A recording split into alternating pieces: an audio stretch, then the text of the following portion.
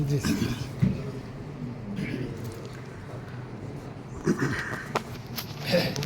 वंदे भारत माता की।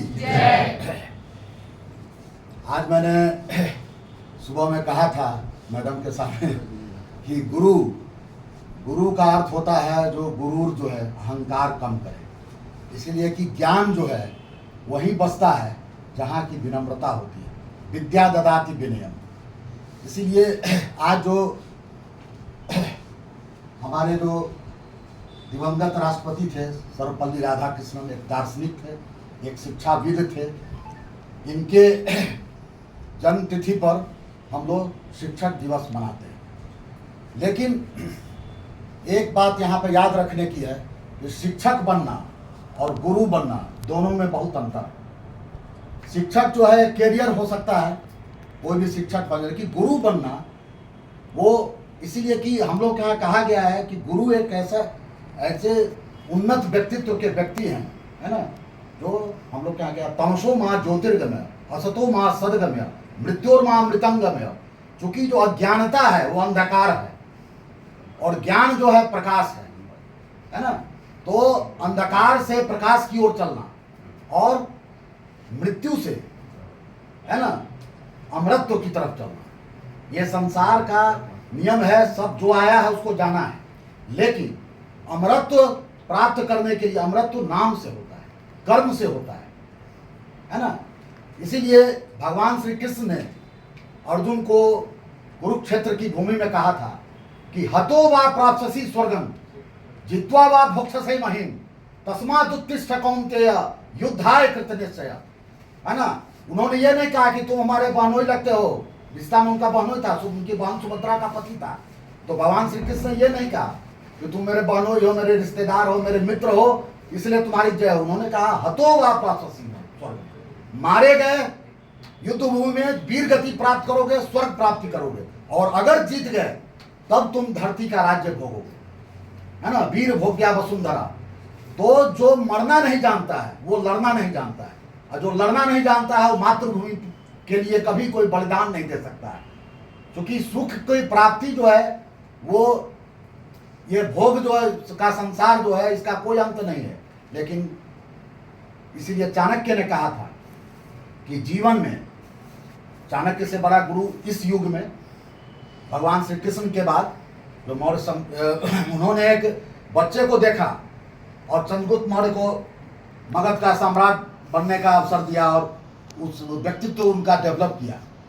तो उन्होंने कहा था कि मनुष्य को अपने जीवन में गुरु से यही सीखना चाहिए कि ज्ञान में कभी भी परहेज नहीं करना। ज्ञान अनंत है। आप जो मेडिकल साइंस में आए हैं, ये क्या है, जीवित व्यक्ति का ये साइंस। और जो हम लोग की जो संस्कृति है भारत की, वो शुरू से आध्यात्म से शरीर, भौतिक शरीर को जोड़ते हुए ज्ञान की तरफ ले गई है ना। तो हम लोग आज के जीवन में अपने आध्यात्म को भूल चुके हैं, है ना। भौतिक जो विद्या है उसका एक सीमित क्षेत्र है ना, लेकिन आध्यात्म का असीमित क्षेत्र है। क्योंकि ये जो भौतिक शरीर है इसके भीतर जो आत्मा है उसकी अनंत शक्तियाँ हैं। उस शक्ति को आप अपने त्याग से, आप अपने बलिदान से, आप अपनी मेहनत से, आप एक महापुरुष के रूप में, महामानवी के रूप में आप अपने को डेवलप कर सकते हैं। तो वो आत्मा का ही बल है। तो आत्म बल को बढ़ाना, है ना। तो विद्यार्थी जीवन में आत्म बल को बढ़ाने का कुछ पैमाना है ना। उसको पहले तो आपको अपना चारित्रिक उन्नयन करना होगा।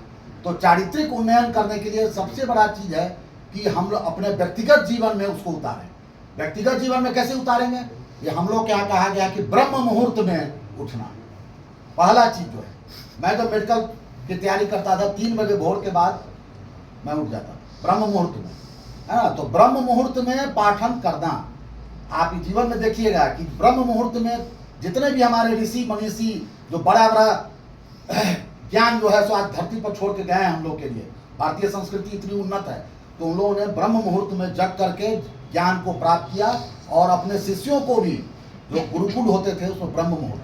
तो प्रातः काल उठना, उसके बाद देवता जो आपके, जो भी आप जिनको भी आप मानते हैं, है ना, उनकी आराधना करना।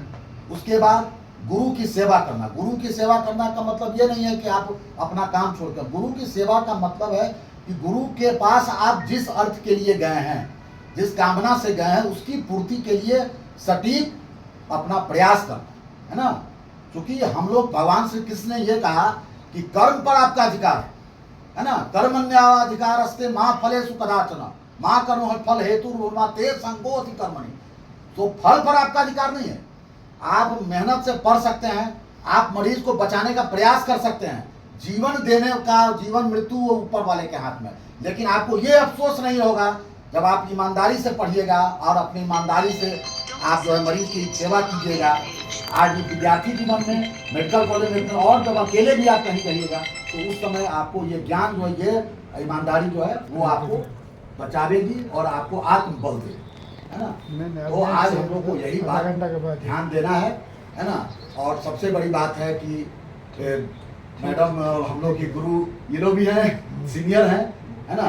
और हम लोग इनका भी आदर करते हैं, और जितने भी हमसे छोटे हैं भाई हैं, और आप लोग जो मैंने पुत्रवत हैं, पुत्रीवत हैं, आप लोग आगे बढ़िए और भारत माता की सेवा कीजिए, है ना, और देश की सेवा कीजिए। वंदे मातरम।